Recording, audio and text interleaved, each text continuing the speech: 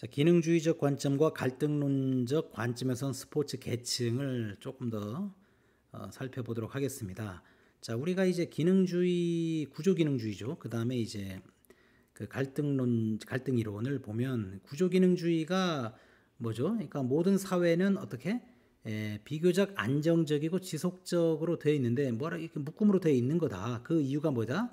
하나의 시스템이 갖춰졌다는 것이죠. 그러니까 상호 의존적인 부분이 잘 통합된 체계를 갖추고 있고, 그래서 구성원들의 가치 합의에 기초하기 때문에 문제점이 있으면 체계를 잘 만들어서 그걸 개선해야 된다. 이게 구조기능주의죠. 그다음에 갈등 이론은요.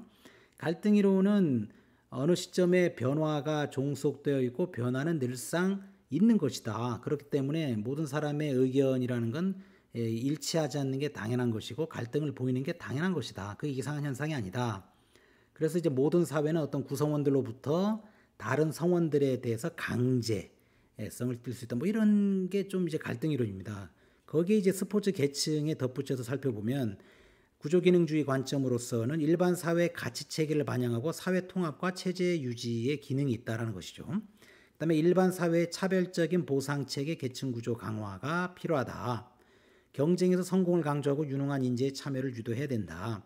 상위 계층을 이동하기 위한 수단으로 스포츠에 참여해야 된다. 그러니까 스포츠라고 하는 그 매개를 굉장히 중요한 시선으로 바라보죠. 이것도 하나의 시스템으로 바라볼 수 있다는 것이죠. 그 다음에 갈등론적 관점에서 본 스포츠 계층, 부와 권력 등이 불공평하다.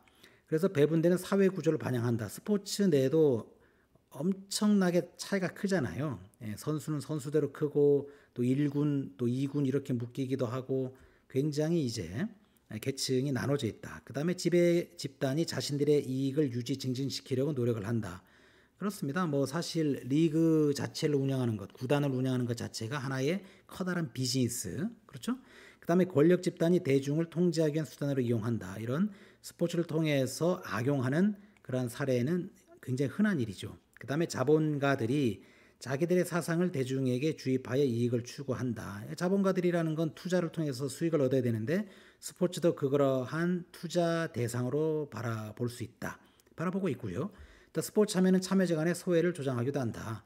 아무래도 이제 상류층이 선호하는 뭐 골프랄지 많이 대중화됐다고 하지만 아직까지도 그런 인식이 있죠. 예전에는 뭐 테니스 같은 경우는 다 상류층이 즐겼습니다. 그다음에 이제 하류층이라고 하면은 아무래도 돈이 적게 드는 뭐 권투랄지 그다음에 팀 스포츠 뭐 이런 것이 있죠. 지금은 뭐 그 구분이 좀 안 되긴 하지만 그럼에도 불구하고 내면적으로는 그 스포츠를 즐기는 그러한 종목이 분명히 구분되어 있다는 것이죠.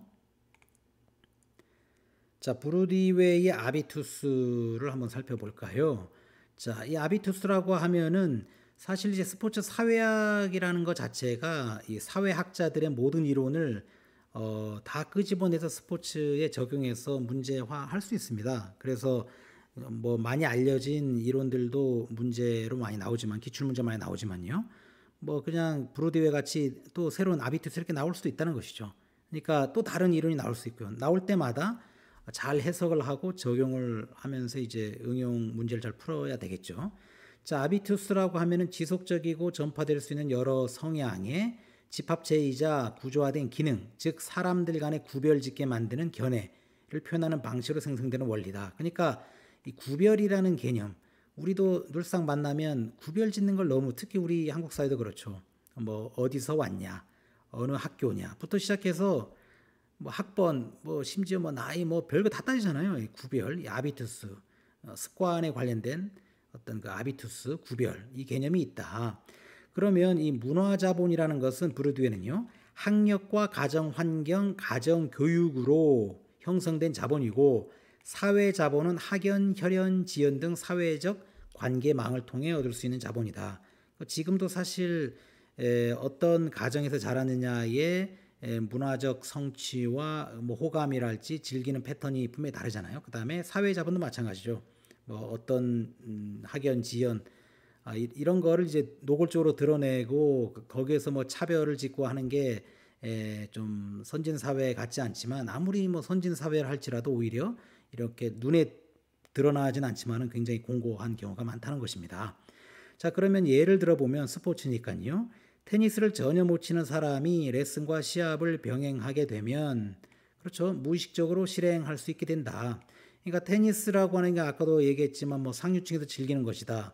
테니스를 전혀 못하는 사람이라도 그 상류층에서 태어난 만약에 그런 가정 환경에서 태어난 사람이 테니스를 배운다. 예를 들어서요.